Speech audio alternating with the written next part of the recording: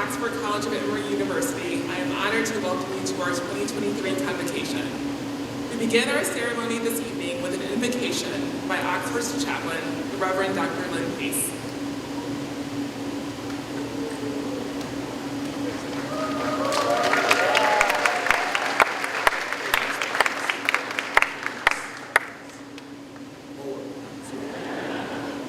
I invite you to lift your hearts with me to that which you name is sacred. Sacred One, source of life and lover of justice, we pause in this moment to breathe in and to breathe out, to take stock of all that has come before us and all that lies ahead of us. While resting in this moment, this palpable present moment, we pray for wisdom and guidance as we begin a new year together. We pray for help when everything goes our way, and perhaps especially for when it doesn't. May we also be one another's source of help and care and compassion. As we get to know each other, as we reconnect after the summer, may the mystery of our lives and life itself encourage us to be curious about who we are.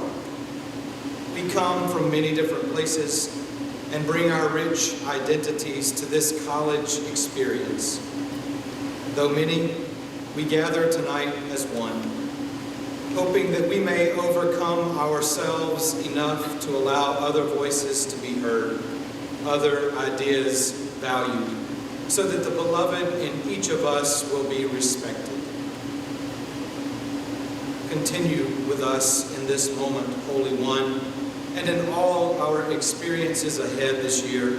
Let our old assumptions be challenged and parochial thinking diminished. Let love strengthen our relationships so that we will be kind, so that we will lead with love and honesty and integrity, all culminating in courageous vision and heart. For it is in gratitude that we pray. Amen. Please be seated. Thank you, Dr. Pace.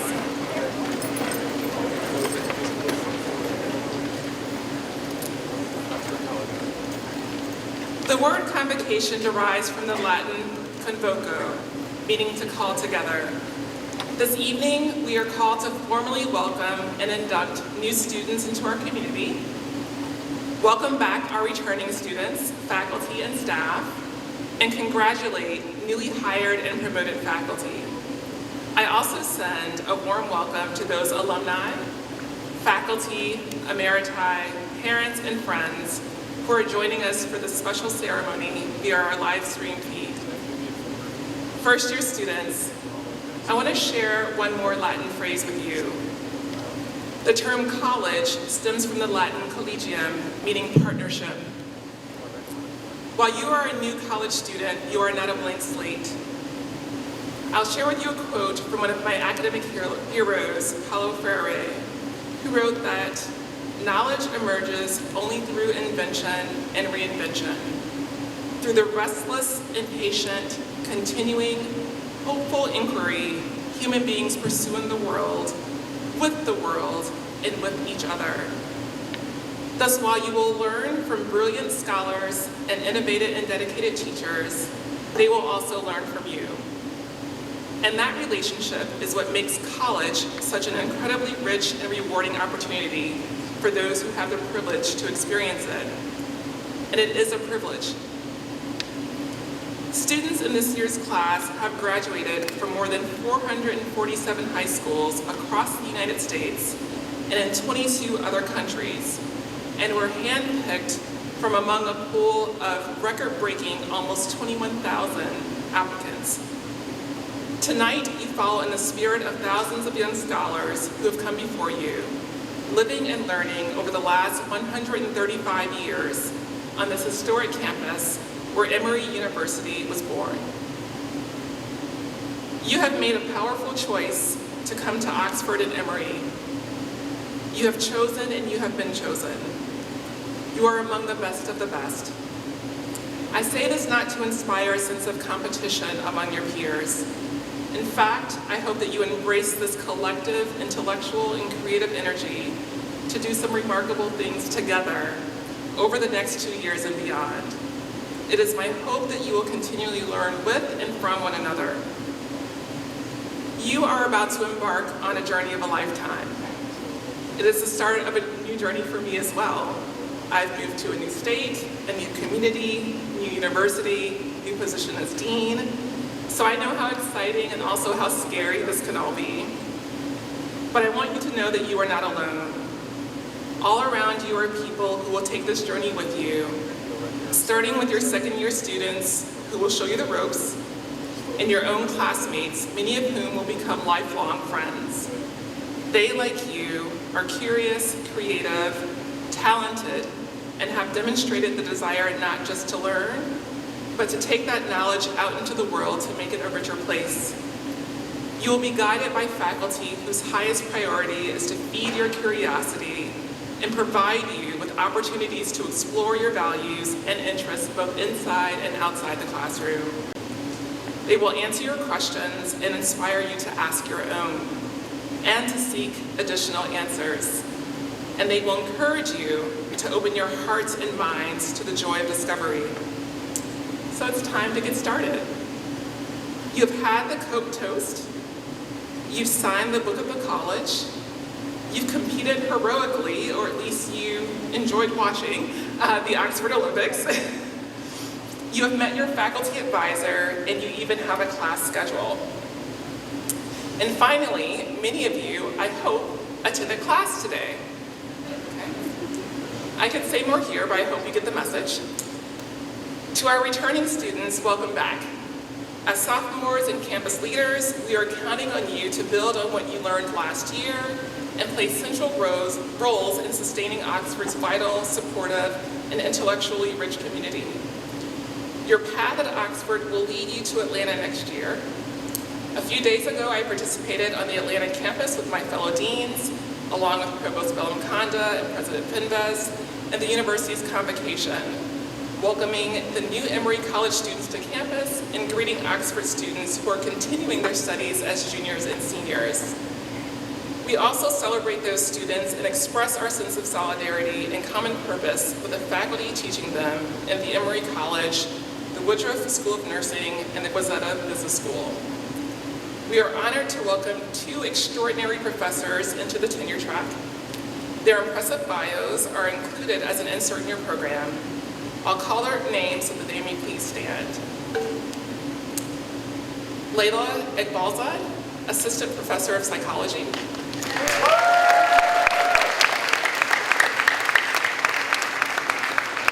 And Hai Lee, Assistant Professor of Computer Science.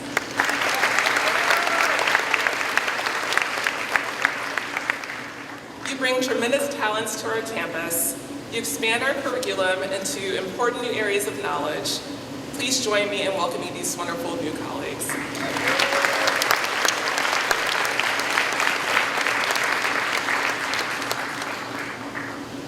It is a significant moment in the life of the college when faculty are promoted. These bios are also included in your program insert. We have 8 recognitions to acknowledge this evening from the past academic year. If you are present, please stand as I call your name. Donald Bodette, Assistant Professor of Political Science. Kristen Bonney, Professor of Psychology.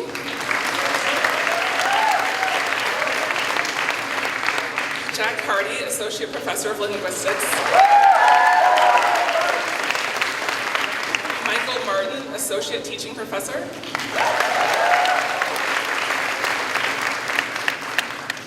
Margaret Molly McGeehee, Professor of English and American Studies.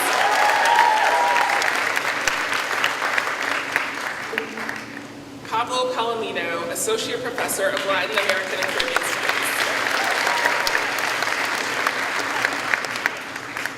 Gwendolyn Reed, Associate Professor of English.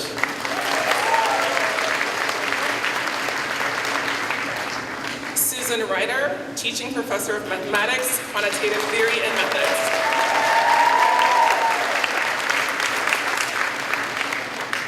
Teresa Romano, Associate Professor of Economics.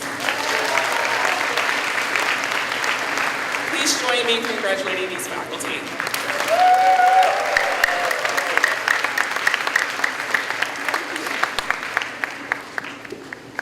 In Oxford and in Atlanta, we continually strive to create an undergraduate experience that is, for you, the best of everything.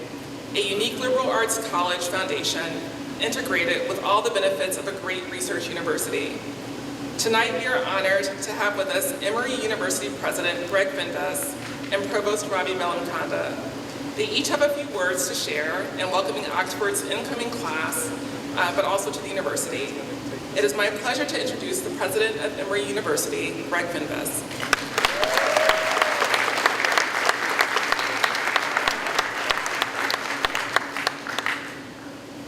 Well, good evening, everybody. How was the first day of class? Okay, see, you faculty up here, you all did a great job on this first day of class. Keep it up. Well, this year brings many new people to Oxford College, and I'll say a few words about our new students, our new faculty and staff, and by the way, congratulations to all the recently promoted faculty.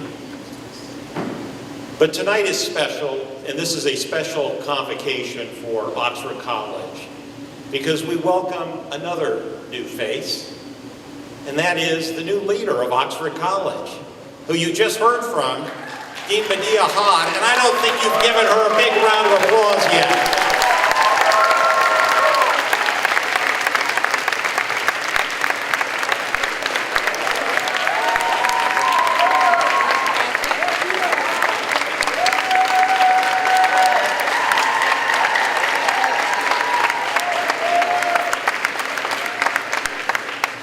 Dean Hod is a remarkable person. Her personal journey, her academic credentials and trajectory, and her leadership journey brings her here on this day to Oxford College. And I know the Dean is committed to Oxford College and to this college reaching even greater heights. So Deana Hod, welcome to Oxford, welcome to Emory. And while we have met many times during the past months through the search process, and we had great candidates, but we got the best. Through the onboarding, the welcome in Atlanta, thank you for participating in so many of those events in Atlanta. But tonight is special for me because this is the first time for me to see Deana Hod here at Oxford College, where she belongs, presiding over her first convocation. So congratulations.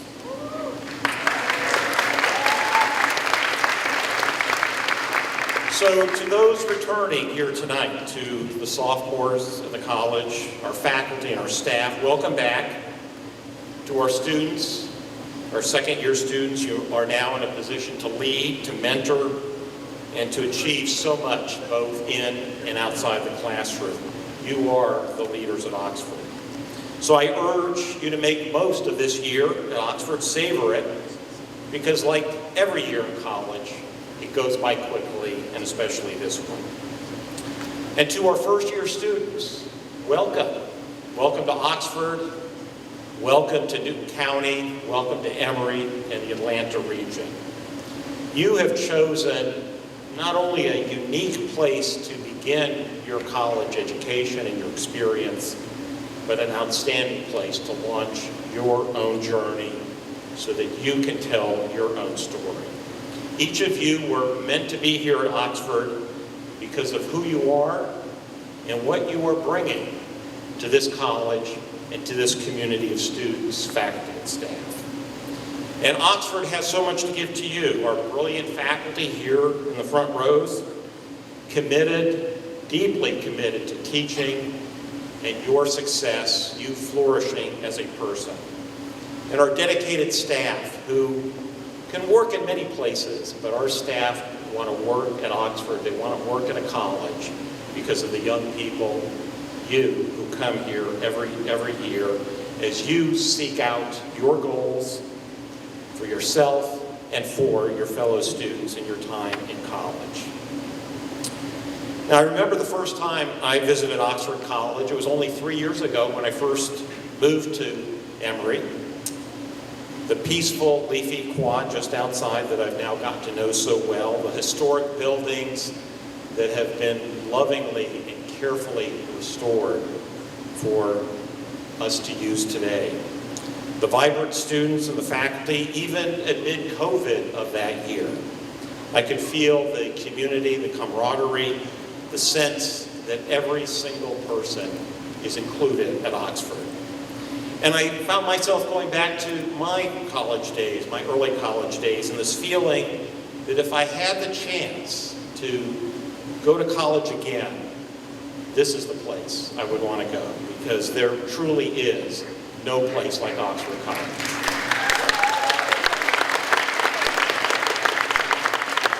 And so you don't need to look back, because this is your place. It is your time to be part of Oxford, to experience and to explore, to learn about yourself, and in the process, learn about the world.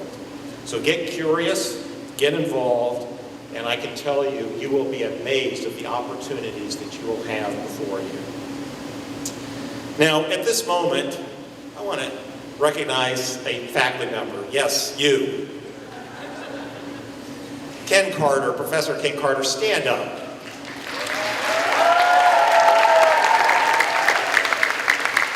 You can sit down. Professor Carter is a proud graduate of Oxford and Emory College who stepped up to serve Oxford as interim dean last year. Ken, thank you for everything you did, for your enthusiasm, your good cheer, your keeping the ship moving steadily ahead, keeping everybody happy. Did you keep everybody happy? Okay, you did a good job there. And supporting our students and having the smooth transition to our new dean, Dean Ahab. So thank you, Ken Carter.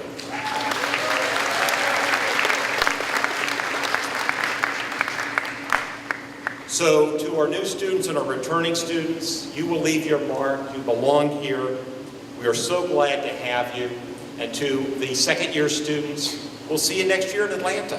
And maybe between now and then, as you visit the campus and plan your smooth transition to the Atlanta campus, I look forward to seeing you there also. It is going to be a great year, and I'm just so glad to be here with you as it begins. So now let's have a warm welcome for the best provost in the United States, Provost Ravi Bellamkonda.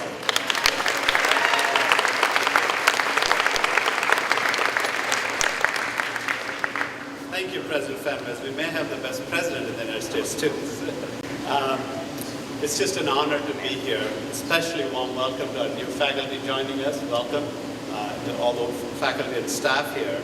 And to the returning students. I'm sure some of you miss your friends who graduated, but now it is time for you to lead and show the way. And a warm welcome to all our returning students. I look at the stage to the new students I want to share. I look at the stage, I see Dr. Pace, Dean Bonney, I'll come back to our student in a second, Dean Ahad, President Fenves, and I look at all these faculty, and I just want to share with you that all of us, all the faculty and staff here at Oxford, and all of us on the other campus are here to celebrate and welcome you and celebrate your journey here at Oxford. I strongly believe that there's something magical about this place. It's a magical place of scholarship, wisdom, and knowledge, and community, and leadership. As a liberal arts college set within a major research university, we definitely have the talent and the resources to make research discoveries and invent new things, to produce creative works of art and music and others, and to do good in the world. And I've been at Emory now for 2 years, and there's one thing that is strikingly true for me as a newcomer and in this role, and that is doing good is deeply embedded in the Emory DNA. Doing good is deeply embedded in the Emory DNA, and we have reason to be proud to join this community, as I am. Oxford is a particularly special place in my mind, not just as the place where Emory was founded, but as a place that stays true to Emory's original mission, rooted in nurturing leaders, exploring one's values and purpose, embedding reflection into one's curriculum and extracurricular activities, while at the same time having easy access to all the wonders that come with being part of an amazing research university that Emory is. With your start at Oxford, you get access to something extraordinarily unique. In fact, the President and I often talk that we know of no other parallel.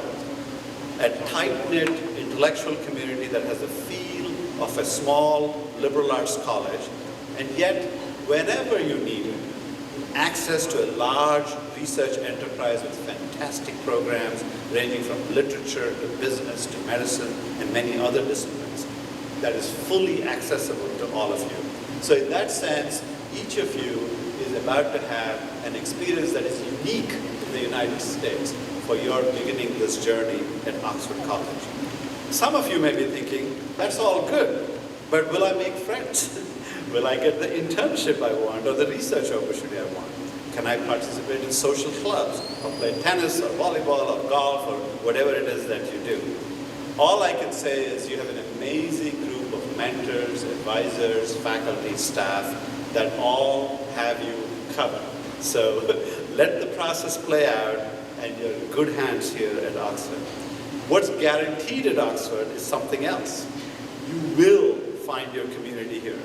Give yourself a little bit of time to find your friends and you will find them. When you have opportunities that present themselves, take them. Join clubs, explore things. Whatever you think you wanted to study, take something a little bit on the side just to find out more. Trust the process, let it play out. You're truly at a magical place that is here to support you. If you look around actually, at the faculty that surround you, the leaders in front of you, the many staff and alumni who've gone before you, all of them have one thing in common. They're all rooting for your success. Here at Oxford, when you come to the Emory campus and beyond that, we have something called the Student Flourishing Initiative, which is designed to support all of you, the academic scholar in you and also the person that you are, the whole person. This initiative asks us to ask and asks you to ask yourself, what do you want to become when you graduate, but also who do you want to become as a person? And the wonder about Emory is that for the amazing research university that it is not an ultra-competitive place. Here at Emory, we lock arms and lift each other up and root for each other's success. And that's just a wonderful, wonderful part of the Emory culture. So here, you're not alone. You do need to study hard, but do take care of your well-being. As we walked in, I saw on one of the screens exhorting the same thing, taking care of your well-being. Take time to think about what you want to do and who you want to be. We're here to help each other succeed at Oxford. So it's an exciting time to be at Oxford with our wonderful new dean, and we look forward to helping you flourish academically and personally. And I can't tell you how happy we are that you're joining the Emory family. So congratulations. As Dina Hard mentioned, it is a tough year to get into Emory and Oxford, and I just cannot wait to see all the wonderful things you'll do here. Welcome to Emory and to Oxford College. And before I close, I want to join President Fenves in thanking Professor Ken Carter, the Charles Howard Candler Professor of Psychology, who served as interim dean. I had the pleasure of working with him last year, and in Ken Carter, you have a professor who cares deeply about the students at Oxford, about the faculty and the community and the staff, and it was an honor to work with you, Ken, and we look forward to your continued leadership. Thank you so much. Welcome, class of 2027. We're so glad you're here.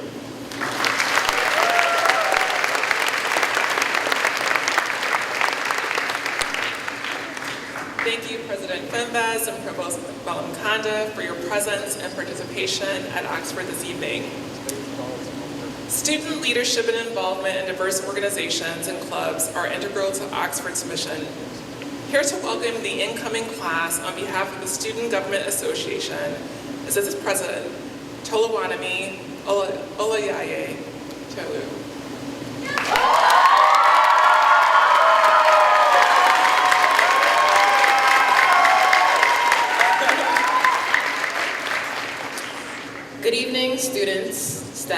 faculty members, and distinguished guests.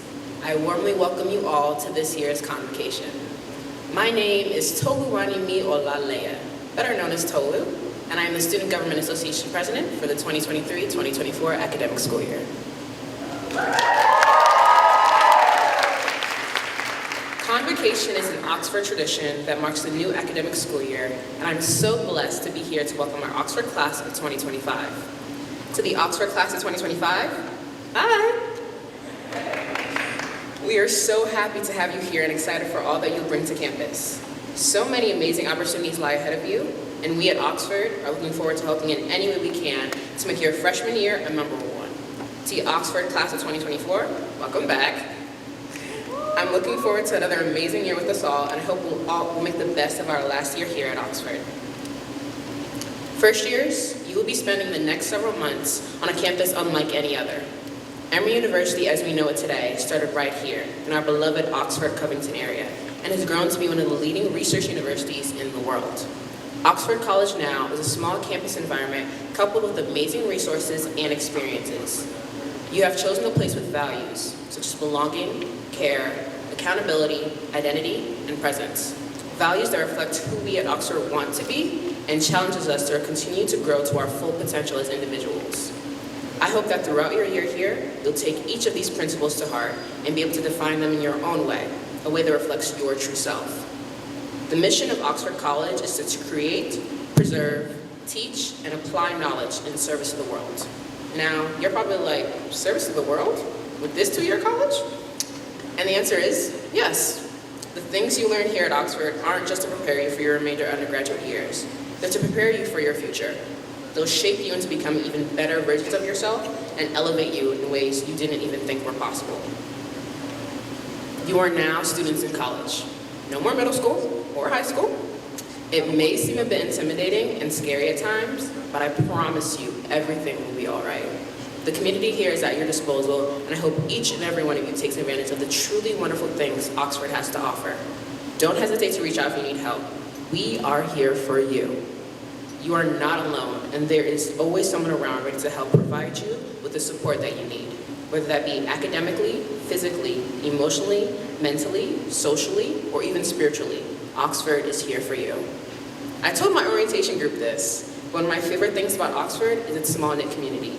The environment and atmosphere here is unlike any other, and so many people here are ready to support your academic dreams and aspirations. I truly believe that I am one step closer to becoming the pediatric oncologist I want to be because of Oxford's community. And I hope you'll be able to realize such an aspiration as mine in your own way during your time here. Before I bring this speech to a close, I just want to give a huge welcome to our new dean, Dean Ahad.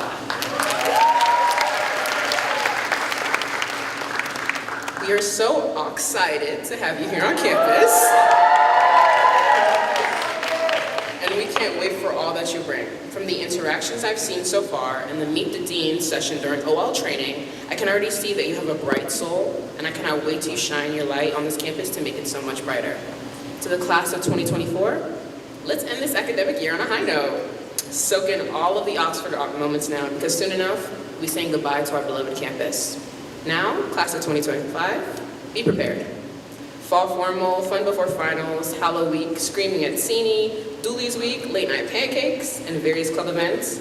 I cannot wait to watch you all experience everything Oxford has to offer. In the words of Marian Wright Alderman, an American activist for civil rights and children's rights, education is for improving the lives of others and for leaving your community and world better than you found it. I challenge you all to not only seek education in your classrooms, but outside as well. I hope you're able to connect and learn from one another, regardless of differences, and help continue to make Oxford the inclusive and welcoming community it is. God bless.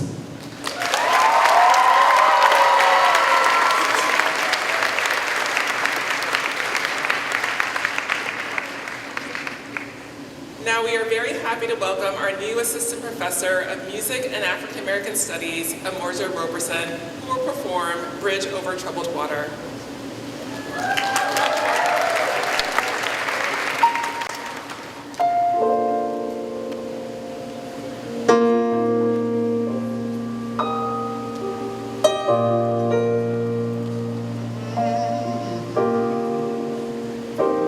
When you're weary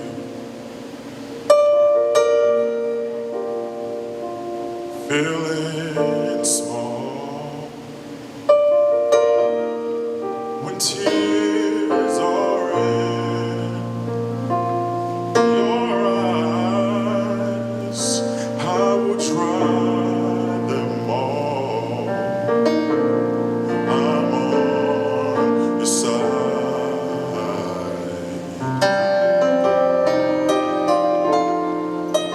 When times get rough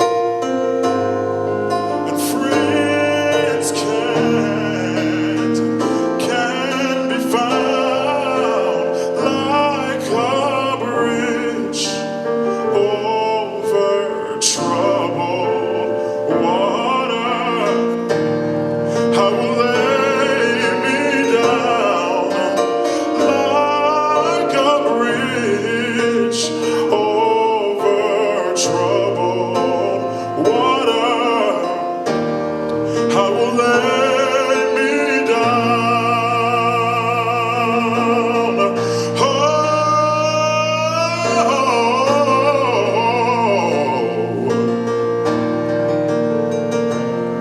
when you're down and out,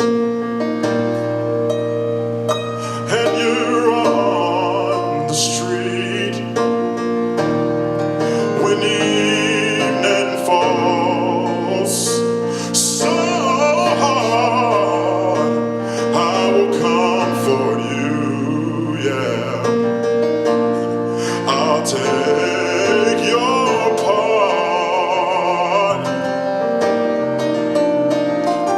Oh, when darkness comes and pain is all around, like a bridge over troubled water, I will lay me down, oh, like a bridge over troubled water. I will lay me down.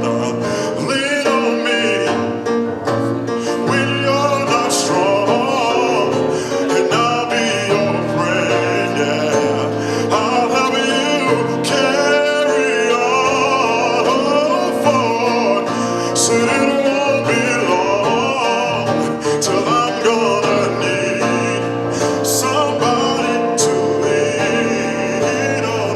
Lean on me, yeah, when you're not strong, no, and I'll be your friend, yeah. I'll help you carry on. Oh, yeah, it won't be long, yeah, till I'm gonna need somebody to lean on.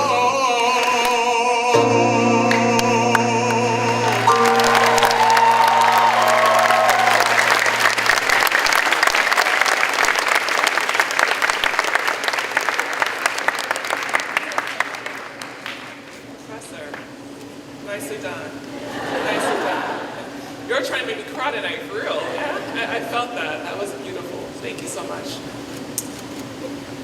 It is Oxford College's long-standing tradition to invite a member of the Oxford faculty to deliver the Convocation address. Senior Associate Dean for Academic Affairs and Professor of Psychology, Dr. Kristen Bonney, will deliver the talk this evening entitled Lessons for the Liberal Arts Traveler. Please join me in welcoming Professor Bonney.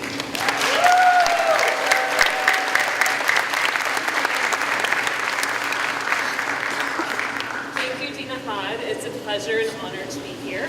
But I have to say, Dr. Roberson, you are a tough act to follow. Thank you for sharing your talents with us. Let me start by also offering a warm welcome to our new first-year students and our new faculty and staff, and a welcome back to sophomores and returning faculty and staff. It's really great to see you. A year ago, I was experiencing my first ever Oxford College Convocation ceremony. I was excited and a bit nervous, sort of like how I feel right now. And while feeling mostly confident about my decision to leave friends, family, and the cold, gray winters of the Midwest behind. Perhaps some of you, can relate. But nevertheless, I left Williams Gym last year feeling inspired and reassured by the words of Interim Dean, Oxford alum, and Professor of Psychology Ken Carter, and by the community of people that surrounded me. Oxford was my new home, and I was, and still am, very happy to be here. Not long after last year's convocation ceremony, at which Professor Frosto Citridu gave an outstanding address, I was informed that next year, this year, it would be my turn. Two thoughts immediately went through my head. First, how do I get out of this? Second, if I can't get out of it, what would I possibly talk about?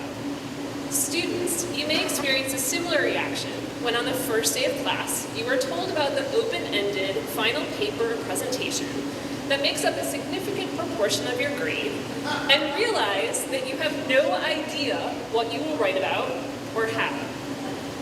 Spoiler alert, it's gonna be okay.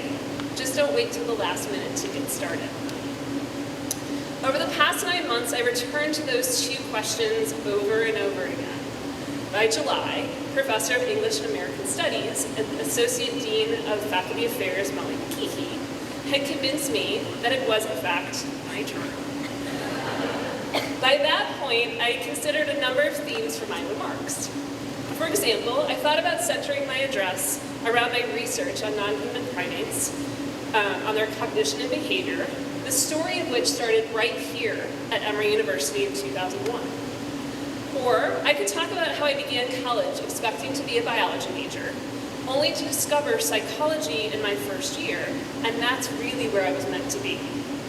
I could tell you all about the amazing mentors that I had as a student at a liberal arts college, and about the research I did in my junior and senior years with faculty, or the class that I TA'd, all of which set me on a path towards a career in higher education.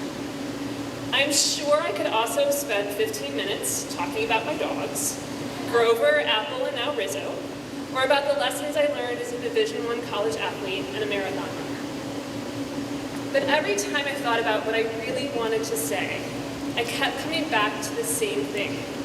While all of these experiences have had an impact on who I am, the thing that fills my cup, the thing that I missed most during the pandemic, that has taught me countless lessons and that has shaped my values and approach to life, is travel.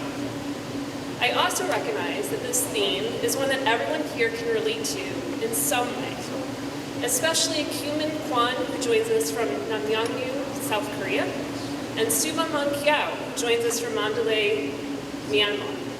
But this is also true of Lucero Alvarado, Onebe Irakpatobor, Justin McCreath, and Ali Medina, who call Covington, Georgia home.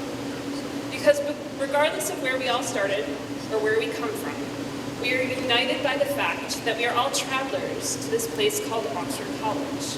And we all have the opportunity to learn as much as we can from our stay here. So with that in mind, I'd like to share with you 3 key lessons that I've learned from my travels as a liberal arts adventurer.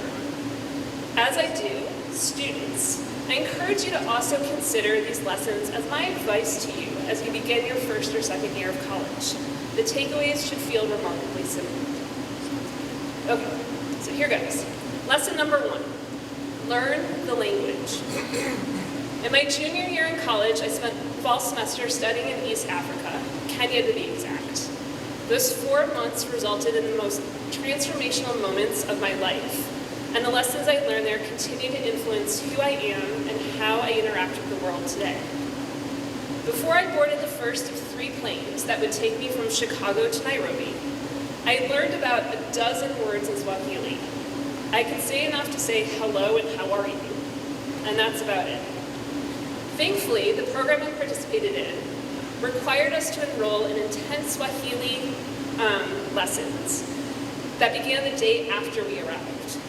I was eager to learn, and soon discovered that Swahili is a fairly easy language to acquire. So one day, maybe a week or 2 into our semester, we began to learn how to ask some basic questions, such as what is your name, where are you from, but also words for time of day, meals, and some basic foods. We, the other 20 American students and I, were encouraged to practice what we learned with the staff who lived on site to support us. So on this day, we returned from our Swahili lesson in the late afternoon, just as the staff were starting to prepare dinner. With a mix of confidence and a little bit of trepidation, I wandered into the kitchen, said hello to one of the cooks, and bravely asked in Swahili, "What's for dinner?" The entire room immediately burst out in laughter, and I instantly realized that I must have made a very serious mistake. Utterly embarrassed, and now questioning my confidence and frankly my choice to come to Kenya in the first place, I waited for the laughter to die down and asked in English, "What did I just say?" They explained, ever so kindly, but still with a grin, that my question, "Chakula cha jioni ni nani?" translated to, "Who is for dinner?" Not what is for dinner. Essentially, by using nani instead of nini, I asked in a Sweeney Todd or Little Red Riding Hood type way, who, rather than what, was being boiled in a large pot that sat atop the stove. Thankfully, that moment did not deter my motivation to continue to learn Swahili, and by the end of the semester, I was able to engage in full, if simplistic, conversations with local Kenyans. My newfound knowledge not only helped me to negotiate the price of souvenirs with local vendors, but opened doors that allowed me to better understand the history and culture of the area, and to really get to know the people who live there in a way that was different and deeper than if I had relied on English alone. Learning Swahili helped me learn that mistakes, even ones that result in embarrassment, are necessary opportunities for growth. As a brief aside, I'll note that research shows that studying a language has many additional benefits. For example, second language study, even if brief, is associated with improved concentration, creativity, empathy, information recall, and improved overall academic performance. So students, if you aren't already enrolled in one of our amazing language classes, you still have time to adjust your schedule. Who knows what you might learn? Okay, lesson number 2, slow down. It's okay not to have a plan. As a scientist, I'm drawn to order and carefully crafted, often very linear plans. I like to know where I'm headed, both literally and figuratively, and what steps I need to get there. I walk quickly, and I hate being late. But over time and through many miles of travel, I've learned that it's not only okay, but often necessary to spend all or part of a day without a plan for what comes next. The first step in learning this lesson, not surprisingly, happened while I was in Kenya. On most days, a detailed itinerary was set for us. Classes, field trips, even our meals, all had a prescribed start and end time. Stores, banks, public transportation, all had published schedules. It seemed easy enough to navigate. However, I soon learned that in Kenya, time is different. And on time, or as scheduled, were rare occurrences. Instead, the answer to most questions that began with when was labda badai, maybe later, often said in an unconvincing tone that offered little, if any, reassurances. But at the end of 4 months in Kenya, I began to recognize that the time between now and maybe later is not wasted time, but rather an opportunity for learning and reflection that can happen only when we're forced to move at a slower pace. As I began to travel more as an adult, I became more and more intentional about leaving time and space to explore or simply to be. No timeline, no agenda, no hurry. I had to learn to give myself permission to explore without purpose, or to sit and soak in the sights, the sounds, the smells around me. As a result, many of my most memorable travel experiences are not described in any guidebook or in any article about how to see whatever city in 5 days, or in any ranked list on TripAdvisor. Don't get me wrong. I, of course, went to the Buckingham Palace in London, to the Golden Pavilion in Kyoto, Japan, and to the Cape of Good Hope in South Africa, and I have the pictures to prove it. But I've also spent many hours simply wandering the streets of whatever city I happened to be in, or in conversation with the random stranger who happened to be at the same restaurant, or bar, or coffee shop that I was at, or just sitting on a beach or a park bench watching the world go by. I've embraced getting lost, knowing that eventually I'd find my way, and reminding myself that progress towards a goal isn't always linear and often doesn't go as planned. Okay, lesson number 3, the last one. Travel is a privilege. Don't take it for granted. When I applied to study abroad, I didn't tell anyone, even my parents, about my plan until after I was accepted and had already decided to go. When I did start sharing, I immediately and continuously fielded questions about why Kenya? Why not the UK or somewhere else in Western Europe? I had many answers that including that I wanted to see wild chimpanzees and maybe even visit Gombe National Park, where my childhood hero Jane Goodall did her work. But mostly, I responded that I thought I'd had other chances to get to Europe. But to spend 4 months in Africa felt like a once-in-a-lifetime opportunity that I couldn't pass up. Looking back, my 19-year-old reasoning was actually pretty sound. I've traveled to Europe multiple times since. I've also made it back to East Africa more than once. And for more than a decade, I've prioritized traveling to a location that requires me to use my passport at least once a year. I'm 100% aware of my privilege in this regard. I have the financial means to travel often. I hold a passport that is accepted with few restrictions in nearly every country around the world. I'm able-bodied, and I embody an identity that allows me to travel without fear. My family and friends are supportive of my adventures, even if they still make my dad a little bit nervous. I'm also 100% aware that this privilege and the opportunities afforded should not be taken for granted or put off to another day. Several years ago, Good Morning America, or one of those other morning news shows, ran a story in which they interviewed people in their 80s about their life and experience, and including their regrets. One participant shared, "When your traveling days are done, you'll still wish you had taken one more trip." The story went on to report that even participants who had done a lot of travel would finish their interview by leaning forward and wistfully saying something like, "But I never got to Japan." So when I learned last year that Professor Bridget Gunnels and Professor Pablo Palomino were going to be taking students to Cuba over spring break as part of a global learning seminar, I didn't hesitate to invite myself along. When I told my dad about my upcoming travels, he asked somewhat incredulously, "Why would you want to go to Cuba?" I'm pretty sure I gave a slightly snarky response of something along the lines of, "Because it's there," or "Because I can." But in reality, it had been 3 years since my last passport trip, thanks COVID, and the itch to travel again had become relentless.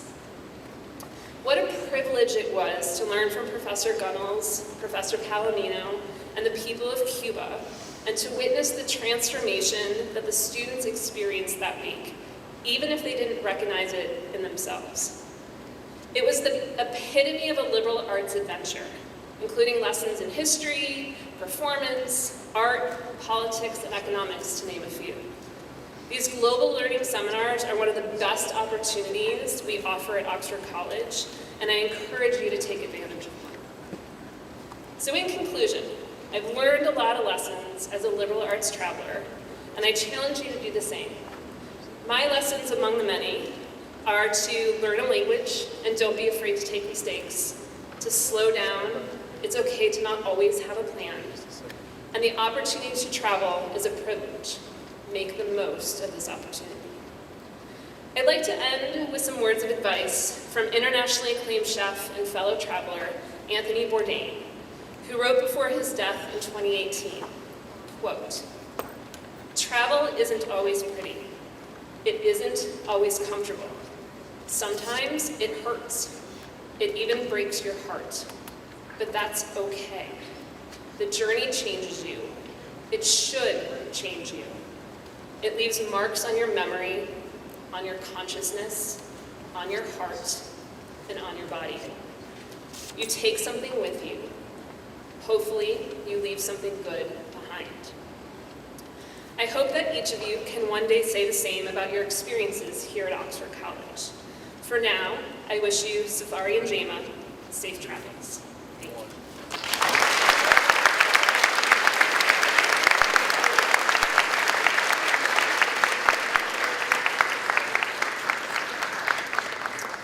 Thank you, Professor Bonney, for that wonderful address. Oxford College and Emory College both elect students to the university's chapter of Phi Eta Sigma, the honorary society for first-year students. On behalf of the entire faculty, our Assistant Professor of Environmental Science, Melissa Hage, will now present the new members from Oxford.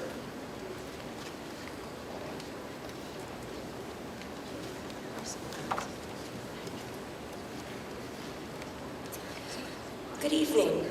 Excuse me. I serve as faculty advisor for the Oxford chapter of Phi Eta Sigma. It's a great pleasure to see all of you tonight as we begin a new school year together. Phi Eta Sigma is the nation's oldest and largest honor society for first-year college students all across the country and across all disciplines. Each year, eligible students participate in induction ceremonies where they agree to exemplify the three qualities valued in Phi Eta Sigma: a well-disciplined mind, a healthy physical being, and an unimpeachable character. In order to be eligible for induction, a student must maintain a 3.9 GPA or better over a full course load in their first semester, and additionally rank in the top 20% of their class. Despite these stringent qualifications, we are thrilled to welcome 79 new students to the Oxford chapter of Phi Eta Sigma last year. I would ask all of the new inductees to stand so that we may recognize your achievements.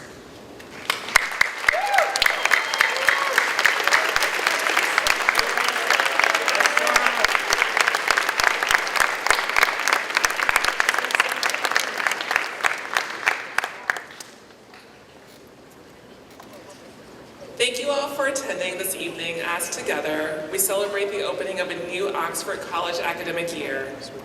Faculty, colleagues, your passion for teaching and your dedication to this college and your students is the heart of Oxford. Staff colleagues, your professionalism and resourcefulness make Oxford both an inclusive community and a model of leadership. Students, you have come to learn, to explore, and to ultimately make an impact in a world much in need of thoughtful service. I am excited to be here with you at Oxford. Each of you belong and bring something unique to this community. I look forward to the year ahead. We conclude this evening's convocation with a performance of our alma mater as it is printed in your program, followed by a benediction from Chaplain Pace, and finally a recessional. Please stand for the alma mater.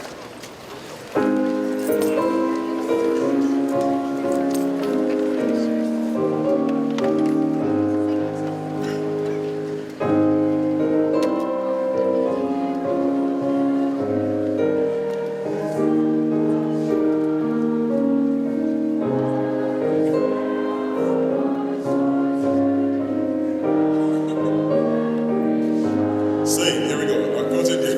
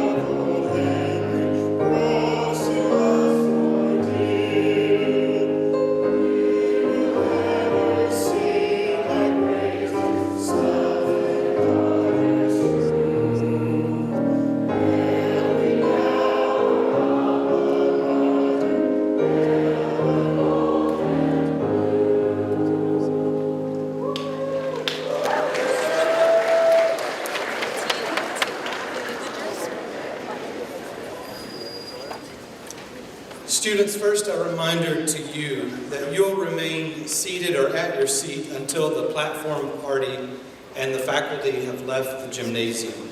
And then students, you'll be instructed by the faculty marshals when you are to depart for our candlelight procession on the quad. Sophomores, you'll be escorted out first, and then first years, you'll remain seated, and then you'll be given instructions after the sophomores have departed.